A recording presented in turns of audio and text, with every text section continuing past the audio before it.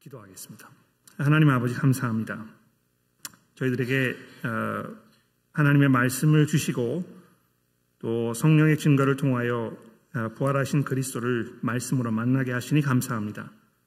오늘 이 시간 저희들을 찾아오셔서 저희들의 상한 심령에 하나님의 생명의 말씀으로 먹여주시고 입혀주셔서 우리가 온전히 주를 위해 살아가는 데 부족하지 않도록 이 시간 저희를 인도하여 주옵소서. 예수 그리스도의 이름으로 간절히 기도합니다. 아멘. 우리가 세상을 어떤 시각으로 바라볼 것인가? 우리가 세상과 어떤 관계를 맺고 살 것인가? 세상이 우리를 어떤 시각으로 바라보며 우리는 세상을 어떻게 바라봐야 할 것인가? 이 문제는 우리가 이 세상을 살아가는 데 있어서 너무나 중요하고 중대한 그런 이슈가 아닐 수 없습니다. 오늘 본문 말씀 맨 마지막 절에 보시면 예수께서 내가 세상을 이기었노라 이렇게 선언하고 계시는데 예수께서 적어도 예수께서 바라보셨을 때는 세상이 이겨야 할 세상을 이겨야 할 존재로 예수께서 우리에게 말씀하고 계신다는 것을 볼 수 있습니다. 예수께서 왜 세상을 내가 이겼다고 말씀하셨을까? 또 예수께서 세상을 이기셨다면 여러분과 저는 그럼 세상을 어떻게 대해야 할 것인가? 우리가 이 세상에서 어떤 모습으로, 어떤 생각으로, 어떤 그 시각으로 이 삶을 살아가야 할 것인가? 이게 대단히 중요한 그런 문제라는 것입니다. 아마 여러분 기억하실 텐데요. 15장 잠깐 넘어와 보시면 15장 18절에 예수께서 이렇게 말씀하셨습니다. 세상이 너를 미워하면 너희보다 먼저 나를 미워한 줄을 알라. 너희가 세상에 속하였으면 세상이 자기의 것을 사랑할 것이나 너희는 세상에 속한 자가 아니요 도리어 내가 너희를 세상에서 택하였기 때문에 세상이 너를 미워하느니라. 아마 요한복음 전체에서 우리 그리스도인과 세상의 관계를 정리하는 말씀 중에 이 19절 말씀만큼 가장 명료하고 명확한 그런 말씀이 또 있을까 생각해 봅니다. 우리가 이 세상에 살면서 세상 사람들로부터 칭찬을 받고 세상 사람들의 환영을 받고 세상과 좋은 관계를 맺으며 살고 있다고 했을 때 과연 이것이 우리 그리스도인들에게 옳으며 합당한 일인가? 이것이 아주 심각한 문제가 아닐 수 없다는 것입니다. 물론 우리는 세상에 살고 있기 때문에 쓸데없이 사서 고생을 할 필요가 없다 이렇게 생각을 할지 모릅니다. 오히려 세상 사람들로부터 많은 칭찬을 받고 세상에 좋은 덕을 끼치고 또 서로 주고받으면서 서로가 잘 되는 이런 그 상부상조의 관계를 맺으면 얼마나 좋겠는가 우리가 이렇게 안일하게 생각할 수 있을지 모릅니다만 예수께서 분명하게 우리 성도들에게 말씀하신 사실이 무엇입니까? 세상은 나를 미워할 것이다. 그리고 나를 미워할 뿐만이 아니고 나를 미워하기 때문에 나를 쫓는 모든 너희들도 미워하게 될 것이다. 우리가 세상에 있는 동안에는 세상으로부터 환영을 받을 일이 없고 받을 수가 없으며 그래서 나는 너희를 세상에서 택하여 내 백성이 되게 하였다. 그러므로 세상이 너를 미워할 것이다. 이렇게 우리에게 말씀하셨다는 것입니다. 자, 그래서 이제 오늘 본문 말씀을 우리가 보면서 이런 그 상황 속에서 이렇게 불편한 상황 속에 우리가 놓여 있을 때에 과연 어떻게 우리의 성도로서의 삶을 살아가야 할 것인가? 이 심각한 문제를 오늘 본문 말씀 이 마지막 부분을 살펴보면서 좀 생각을 해보려고 합니다. 자, 이 십자가에 못 박혀서 죽임을 당하셨다가 3일 만에 무덤을 박차고 다시 사시는 이 부활 사건을 예수께서는 자기의 마음과 생각에 가장 중심에 두고 계셨던 것을 우리가 이 요한복음 내내 확인해 볼 수 있습니다. 예수께서 처음으로 자기 자신을 사람들 앞에 드러내셨던 이 2장 가나의 혼인잔치를 보시면 예수께서 거기 이렇게 얘기하지 않습니까? 아직 내 때가 되지 않았기 때문에 어머니 마리아의 부탁을 들어주지 않으시려는 그런 모습을 우리가 보았습니다. 좀 당황스럽긴 합니다만 예수께서 아주 고집이 분명하셨던 것 같아요. 그리고 나서 7장에 와서 요한이 이 초막절을 지키시려고 성전에 올라가셨던 예수님을 대제사장과 바리새인들이 붙잡으려고 하는 그 순간을 설명하고 있는데 그때 예수께서 33절에 다음과 같이 말씀하십니다. 화면에 이 첫 슬라이드 좀 올려주시겠습니까? 예수께서 이르시되 내가 너희와 함께 조금 더 있다가 나를 보내신 이에게로 돌아가겠노라. 내가 너희와 함께 조금 더 있다가 하는 이 부분에 제가 밑줄을 그어 드렸는데요. 너희가 나를 찾아도 만나지 못할 터이요 나 있는 곳에 오지 못하리라 하시니 이에 유대인들이 서로 묻되 이 사람이 어디로 가기에 우리가 그를 만나지 못하리요 또 헬라인 중에 흩어져서 사는 자들에게 가서 헬라인을 가르칠 터인가 나를 찾아도 만나지 못할 터이요 나 있는 곳에 오지 못하리라 하니 이 말이 무슨 말이냐 이렇게 질문을 했다는 것입니다. 예수께서 곧 자신을 세상에 보내신 아버지께로 돌아가시는 순간이 이제 올 것이라고 이 7장에서 이제 처음으로 말씀을 하셨는데요. 그 순간이 무엇을 의미하는지, 그 순간이 얼마나 엄청난 순간이었는지, 그 순간으로 인해서 일어날 모든 일들이 이 온 인류에 어떤 그 영향을 미칠 것인지, 인류가 어떤 새로운 국면에 접어들게 될 것인지 아직 아무도 알아차리지 못한 채 이 엄청난 순간, 예수께서 이 순간에 대해 이야기하시는 이 첫 번째 순간이 그냥 지나가 버렸다는 것입니다. 사람들이 그 말을 듣고 도대체 무슨 말을 하는 거야? 혀를 끌끌 차면서 그냥 대수롭지 않게 넘겨버렸던 것입니다. 그러나 예수께서 잠시 후에 일어날 그 일, 자신이 아버지께로 돌아가시는 그 순간이 얼마나 이 엄청난 결과를 이 세상에 초래할 것인지에 대해서 너무너무 잘 알고 계셨기 때문에 계속해서 그 순간에 대하여 제자들에게 여러 번 말씀하셨습니다. 이 두 번째 슬라이드를 좀 보여주시겠습니까? 이 13장 말씀에 보시면 작은 자들아 내가 아직 잠시 너희와 함께 있겠노라 너희가 나를 찾을 것이나 일찍이 내가 유대인들에게 너희는 내가 가는 곳에 올 수 없다고 말한 것과 같이 지금 너희에게도 내가 이르는 것이다. 또 14장에 이렇게 얘기하셨습니다. 조금 있으면 세상이 나를 보지 못할 것이로되 너희는 나를 보리니 이는 내가 살아있고 너희도 살아있겠음이니라. 그리고 오늘 본문 이 16장의 이 마지막 부분을 말씀하실 즈음에는 이제 불과 몇 시간 후에 그 눈앞에 펼쳐질 이 최후의 순간을 앞에 두시고 나서 이제 정말 조금 있으면 너희가 나를 보지 못하게 될 것이라고 예수께서 말씀하셨던 것입니다. 아직도 제자들이 그 순간의 의미를 눈치채지 못했고 예수께서 그들에게 하실 말씀이 태산같이 많으셨겠습니다만 기억나십니까? 지난주 본문이었던 26장 12절에서 예수께서 이렇게 말씀하지 않습니까? 아직도 내가 너희에게 이를 것이 많으나 지금은 너희가 감당하지 못할 것이다. 그러나 진리의 성령께서 오시면 그가 너희를 모든 진리 가운데 인도하시니 그가 스스로 말하지 않고 오직 들은 것을 말하며 장래일을 너희에게 알리시리라. 이렇게 말씀하시면서 이 순간에도 조금도 조급해하지 않으셨다는 것입니다. 그리고 이 마지막 순간에 오히려 자신이 위로를 받으셔야 했을 이 때에 대신 제자들을 위로하시면서 뭘 하셨습니까? 이제 곧 그들이 누리게 될 큰 기쁨에 대하여 오늘 본문에서 말씀하고 계십니다. 여러분 20절 말씀 보십시오. 곧 큰 기쁨이 그들의 근심을 집어 살필 것이라고. 또 21절에 보시면 그 기쁨은 마치 출산의 고통을 겪던 어린 여인이 아기를 순산한 후에 경험하는 그런 기쁨과 같을 것이라고. 또 22절에서는 그 근심이 곧 물러가고 누구도 빼앗을 수 없는 영원한 기쁨이 그들을 기다릴 것이라고. 그리고 24절에 또 한 번 그들의 마음속에 충만한 기쁨을 곧 누리게 될 것이라고 예수께서 이 마지막 순간에 제자들에게 말씀하셨던 것입니다. 예수께서 부활하신 후에 제자들이 두려움에 떨면서 모여있던 곳에 찾아오신 그 장면을 요한이 20장 19절 이하에서 설명하고 있는데요. 거기 이제 20절에 보시면 그때의 제자들이 부활하신 주님을 보고 기뻐하였다.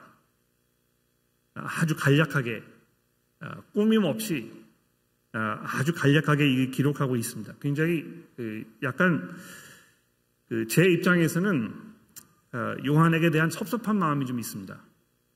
왜냐하면 이때 제자들이 얼마나 기뻐했겠는지 그들의 어떤 그 심리적인 상태, 그 기쁨을 표현했던 그들의 그 모습, 이들이 얼마만큼 기뻐했을지에 대해서 보다 자세하게 설명해 주었으면 그걸 읽는 여러분과 저도 마음속에 더 큰 그 훈훈함이 있었을 텐데 그렇지 않고 부활하신 예수를 보고 기뻐했더라. 이렇게 하고 지나가 버리니까 맥이 약간 빠질 수 있다는 것입니다.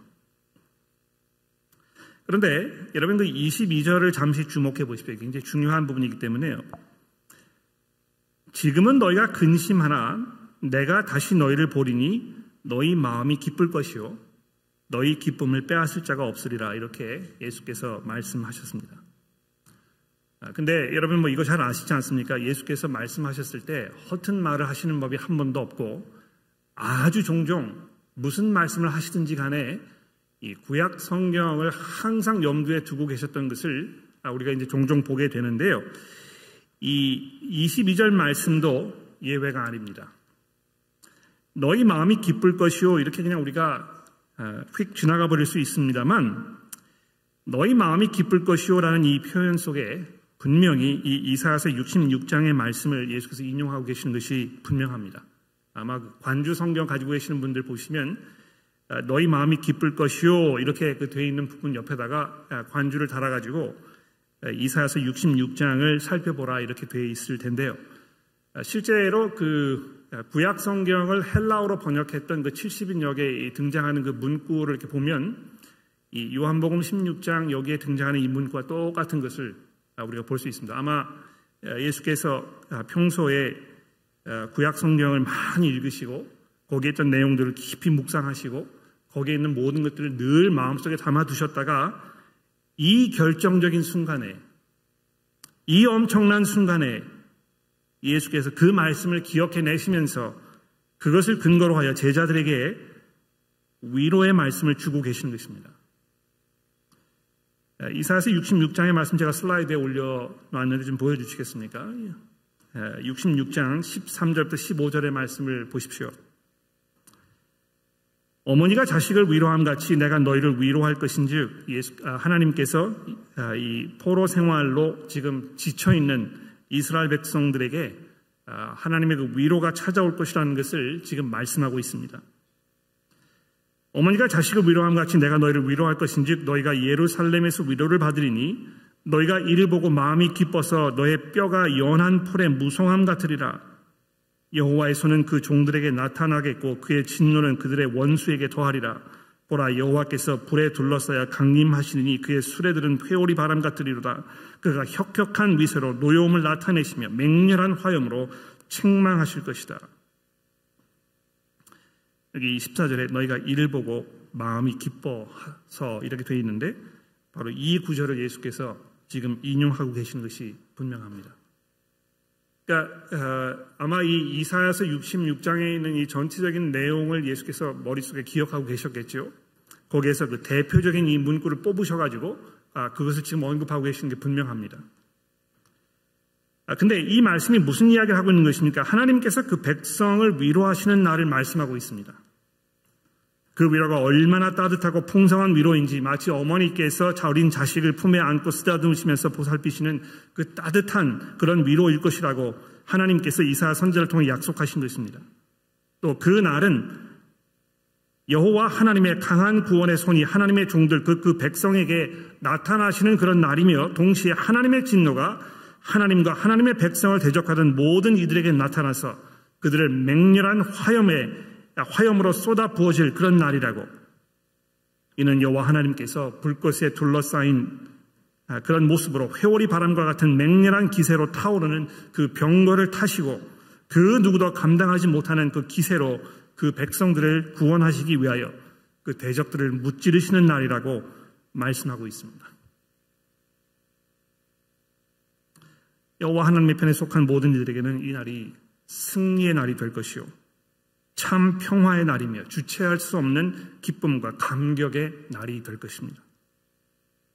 하나님께서 영원한 완전한 승리를 이루시면서 모든 대적들을 제압하시고 이제 누구도 하나님의 백성들을 조롱하거나 그들을 몰아세울 수 없는 온전한 평안이 임하게 될 것이라고 하나님께서 오래전에 이사야 선지자를 통하여 약속하셨었는데 예수께서 이 순간에 그것을 기억해내시면서 이제 너희가 바로 그 기쁨을 곧 누리게 될 것이라고 약속하고 계시는 것입니다.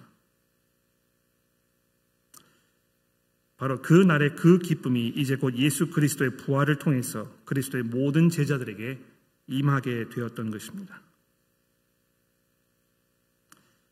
예수 그리스도의 부활은 죄와 사망의 권세 아래서 썩어 없어질 허무한 것들에 자기 자신의 모든 희망을 걸고 어둠 속에 숨어서 자신들의 추악함을 만천하에 드러낼까 두려워하면서 신음하며 살던 이 세상에 생명의 빛으로 비추어서 하나님께서 통치하시는 그 영원하신 하나님의 나라의 시작을 알리는 신호탄이며 서곡이요, 이제 새롭게 시작된 그 장엄한 역사의 물줄기가 온 천하를 굽이쳐 흐리면서 모든 나라와 백성들 가운데에서 하나님의 위로를 기다리던 그 백성들에게 참 생명의 기쁨이 폭포수처럼 쏟아 부어지는 이 구원의 시대의 출발점이 되었던 것입니다.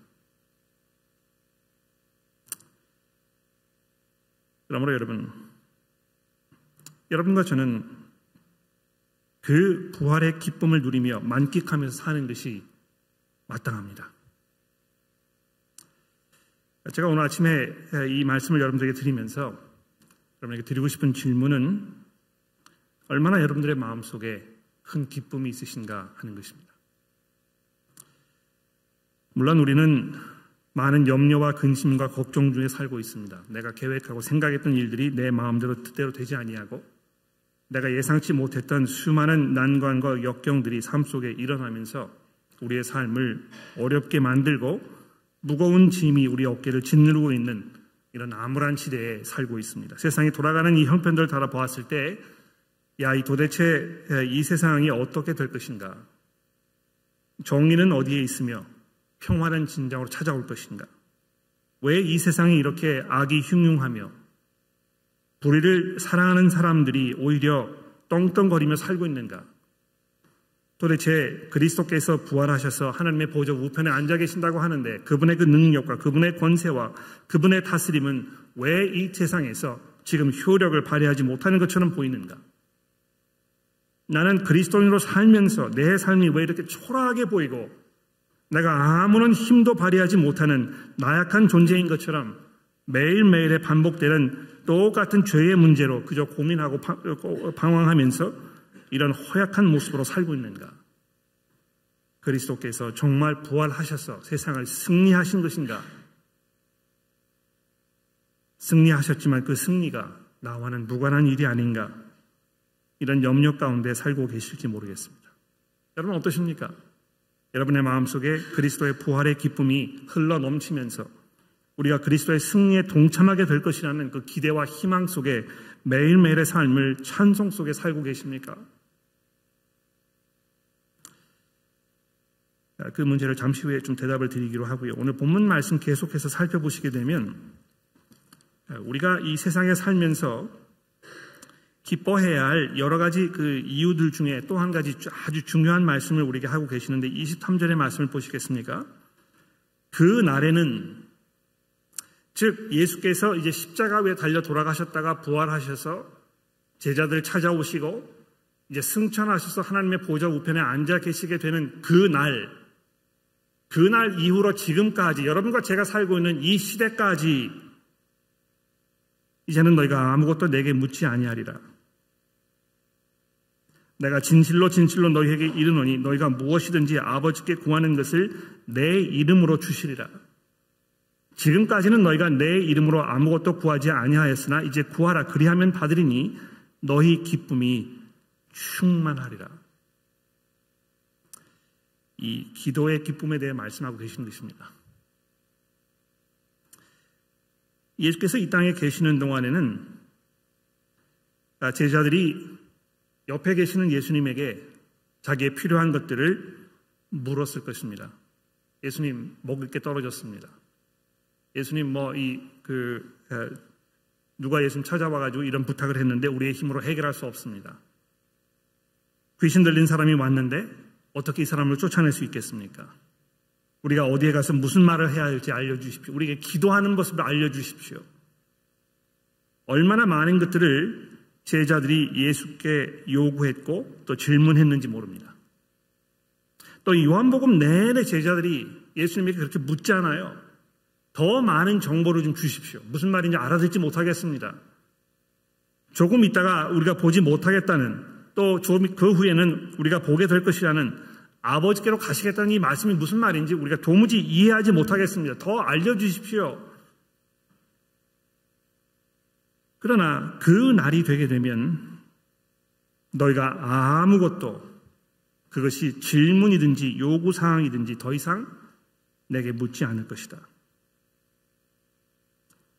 진실로 진실로 너희에게 이르노니 너희가 무엇이든지 이제 아버지께 구하는 것을, 내 이름으로 아버지께 구하는 것을 아버지께서 너희에게 주실 것이다. 여러분, 이것이 너무 당연한 이야기라고 생각되실지 모르겠습니다. 우리가 기도할 때 예수 그리스도의 이름으로 기도하고 예수 그리스도의 이름으로 기도했을 때 아버지께서 그것을 우리에게 주실 것이라고 생각하는 이것이 너무 당연하고 뻔한 일이라고 생각할지 모릅니다. 그러나 23절에서 예수께서 이 말씀을 하셨을 때 이것이 얼마나 놀랍고 획기적이며 엄청난 그런 그 말씀인지 한번 생각해 보십시오.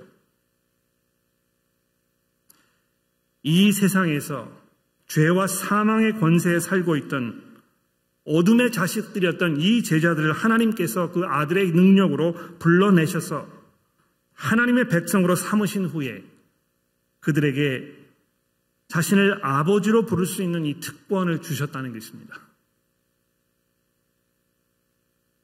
뿐만 아니고 그 아버지 앞에 담대하게 나아가서 우리의 모든 필요와 우리의 그 궁금한 것들을 말씀드릴 수 있도록 그 아들의 이름의 능력을 우리에게 부어주셨다니 이것이 얼마나 놀라운 특권이며 엄청난 변화입니까? 아마 구약 성경의 그 엄청난 그 시각적 효과를 여러분 아마 기억하고 계실 것입니다. 예루살렘 성전에는 지성소라는 곳이 있어서 두꺼운 휘장으로 그것을 앞으로 가라막아 놓고 아무도 하나님 앞에 나아갈 수 없도록 엄중한 경고의 문구를 그 앞에 적어두었던 것입니다. 하나님의 백성이 하나님을 만나려면 제사장의 제사를 통해서 오직 1년에 한 번만, 그것도 제사장도 자기 이 허리에 밧줄을 묶고 여기 이 제송소에 들어가서 혹시 하나님 앞에 이 진노의 화살을 맞아서 죽어버리지 않을까 하는 두려운 마음으로 나갔어야 하는 그런 상황 속에 살고 있었는데 예수께서 그 휘장문을 활짝 열어 제치시고 여러분과 제가 마치 우리 아버지의 계시는 그 방으로 아무런 꺼리낌 없이 터덜터덜 들어가서 아버지에게 우리의 필요를 말씀드리는 것처럼 이 온 천하의 주인이시며 만유의 주제이시며 불꽃처럼 타오르는 그 화염의 병거 속에 거주하고 계시는 그 하나님 앞에 우리가 나아가서 우리의 필요를 말씀드릴 수 있게 되었다니 이것이 얼마나 놀라운 변화이며 엄청난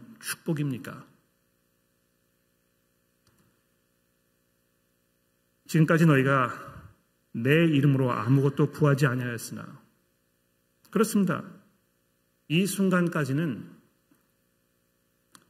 예수 그리스도의 이름을 의지하여 하나님 앞에 기도한다는 것에 대한 아무런 개념이 사람들에게 없었지 않습니까? 그러나 그리스도를 의지함으로 우리가 하나님과 화해하게 되고 하나님의 자녀라는 이 특권을 누리게 되었으니 이제 우리가 그분의 그 능력, 그 이름의 능력을 의지하여 이제 하나님 앞에 구할 수 있게 된 것입니다. 그랬을 때 예수께서 무엇을 약속하고 계십니까? 그러면 너희가 구한 것을 받을 것이다. 아닌데요. 아무리 기도해도 제 기도는 들어주시지 않던데요. 하나님께서는 왜 특별히 내 기도만 듣지 않으시는 것입니까? 왜 내 간구는 내가 간구한 대로 대답해 주지 않으시는 것입니까? 언제 기도에 대해서 더 깊이 말씀드리고 싶은 마음이 간절한데 이 시간에는 그저 간단하게만 말씀을 드리면 예수 그리스도의 이름으로 우리가 하나님께 우리의 필요한 것을 말씀드렸을 때 분명히 하나님께서 응답하실 것이라고 예수께서 우리에게 약속하셨습니다. 그렇죠? 틀림없습니다. 여러분이 예수 그리스도의 이름으로 여러분의 필요와 여러분의 그 간구를 하나님께 말씀드리면 하나님께서 그것을 반드시 들으시고 그것을 받으시며 그래서 우리의 기쁨이 충만하게 하실 것이라고 24절에 분명히 말씀하고 있습니다. 아마 우리가 예수 그리스도의 이름으로 구한다면 그분의 이름에 걸맞는, 그분의 이름에 합당한, 정말 그분의 이름으로 기도해야 할 만한 이런 일들을 기도하게 될 것입니다. 제가 주중에 그 시니어분들과 만났을 때도 이제 그런 예를 들었는데요. 아무리 예수 그리스도의 이름으로 로또를 맞게 해달라고 기도해 보십시오. 절대로 들어주지 않으실 것입니다. 제가 장담할 수 있습니다. 기도했더니 로또가 맞았는데요. 그건 여러분이 기도해서 맞은 것이 아니고 확률이 그래서 맞은 것뿐일 것입니다. 예수께서 절대로 여러분에게 예수 그리스도의 이름으로 그 이름에 합당하지 않은 결과를 여러분이 누릴 수 있도록 하시지 않으실 것입니다. 어떤 면에서 여러분의 기도가 기도한 대로 응답되지 않았을 때는 하나님께서 예수 그리스도의 이름에 걸맞는 더 좋은 다른 무엇을 가지고 계시기 때문에 여러분의 간구를 간구대로 응답하지 않으신 것이 분명할 것입니다. 기다려 보십시오. 여러분이 미처 생각하지 못했던 방법으로, 어떤 경우에는 여러분이 인식하지 못하시는 방법으로 하나님께서 분명히 우리의 기도를 들으시고 우리에게 가장 좋은 것을 허락해 주실 것입니다. 여러분, 우리가 이 사실을 알면 우리의 삶은 얼마나 풍요하고 얼마나 안정되며 얼마나 평안 속에 살 수 있겠습니까? 불안해하지 아니하고 염려하지 아니하고 근심하면서 걱정하지 않아도 되는 이런 놀라운 특권을 예수 그리스도의 부활 사건을 통해서, 그리고 그 후에 우리에게 주어진 이 예수 그리스도의 이름으로 하나님 앞에 기도로 나아가는 이 특권을 통해서 여러분과 제가 풍성하게 누릴 수 있도록 하나님께서 새 시대를 열어 제치셨다는 것입니다. 그래서 맨 마지막에 이 모든 것들을 정리하시면서 예수께서 이렇게 말씀하지 않습니까? 이것을 내가 너에게 이르는 것은 너희로 내 안에서 평안을 누리게 함이라. 세상에서는 너희가 환난을 당하나 담대하라. 내가 세상을 이기었노라.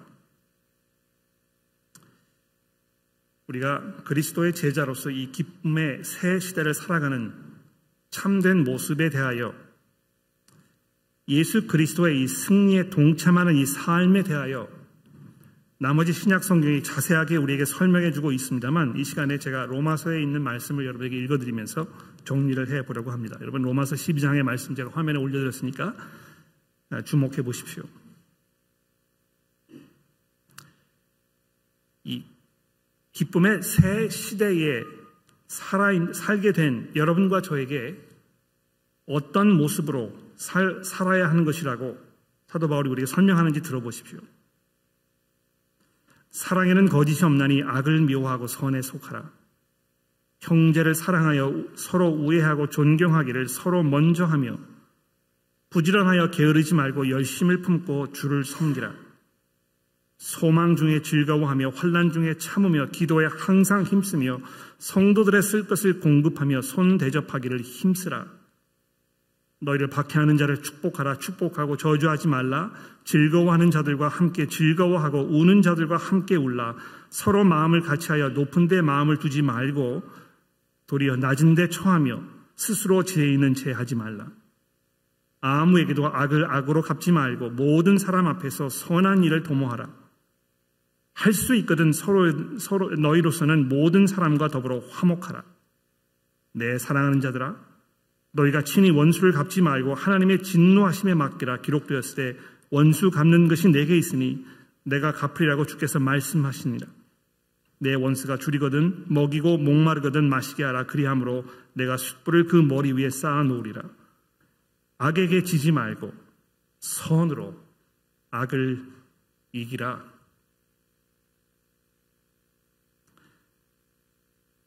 예수 그리스도의 승리에 동참하는 삶이 바로 이런 것입니다. 성경 이외에도 이런 말씀을 얼마든지 기록해 둘 수 있고 찾아볼 수 있을 것입니다. 이렇게 사는 것이 덕스럽게 사는 것이고 옳은 것이겠지. 그런데 문제는 무엇입니까? 이렇게 사는 것이 말도 되지 않는다는 것입니다. 이렇게 사는 것이 옳은 것이라고 이해하는 사람도 이렇게 살지 못한다는 것입니다. 좀 더 솔직하게 말씀드리면 이렇게 살아서는 이 세상에서 패가 망신할 것이라고, 이것은 세상에 사는 삶의 방법이 아니라고 이렇게 생각할 확률이 아주 높다는 것입니다. 그래서 심지어 우리가 자녀들 위해서 기도하면서도 이렇게 기도하지 않습니까? 내 자식이 머리가 될지언정 꼬리는 되지 말게 해 주십시오.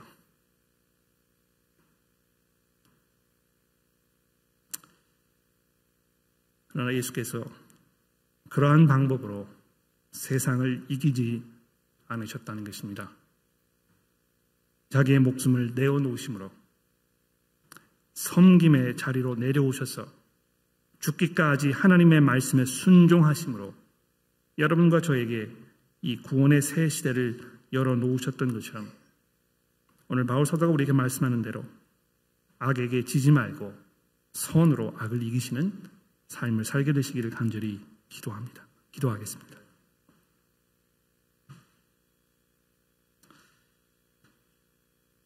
하나님 아버지, 그리스도께서 참으로 승리하셨으니 감사하며 감사합니다. 그토록 세상이 그리스도를 미워하고 박해하여 십자가 위에 못 박음으로 인해서 자기들이 승리하였다고 착각하였지만 그들의 착각을 무너뜨리시고 죽은 자 가운데서 부활하셔서 이제 하나님의 그 영광의 자리로 돌아가신 우리 예수 그리스도를 바라보며 우리가 그리스도의 승리에 동참하는 그 삶을 살아가도록 하나님 저희를 도와주시고 인도하여 주옵소서. 이 세상의 가치관에 휩쓸려 살지 않게 하시고 오히려 세상을 역류하며 세상과 구별되며 세상과는 도저히 맞지 않는, 그래서 세상 사람들의 눈에 이해될 수 없는, 그러나 그 가운데서 우리가 누리는 참 평화와 기쁨의 삶을 살아갈 수 있도록 하나님이여 저희들의 삶을 주의 말씀으로 예수 그리스도의 복음으로 변화시켜 주옵소서. 예수 그리스도의 이름으로 간절히 기도합니다.